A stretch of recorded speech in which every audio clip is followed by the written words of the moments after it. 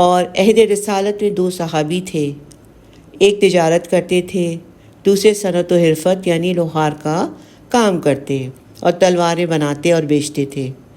پہلے صحابی کی تجارت کا حال یہ تھا کہ اگر سودا تولتے وقت اذان کی آواز کان میں پڑ جاتی اللہ اکبر اللہ اکبر، تو وہیں ترازو کو پٹخ کر نماز کے لیے کھڑے ہو جاتے تھے۔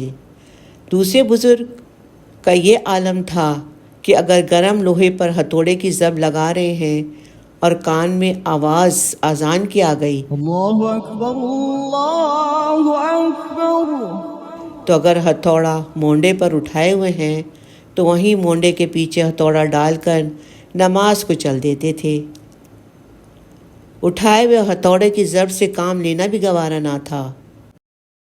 یہ مومن کا اگلا وصف ہے، یعنی اس کی صفت ہے کہ یہ حضرات ہر وقت اللہ کے ذکر، اس کی اطاعت اور عبادات میں مشغول ہونے کے باوجود بے فکر اور بے ڈر نہیں ہو جاتے تھے، بلکہ قیامت کے حساب کا خوف ان پر مسلط رہتا تھا۔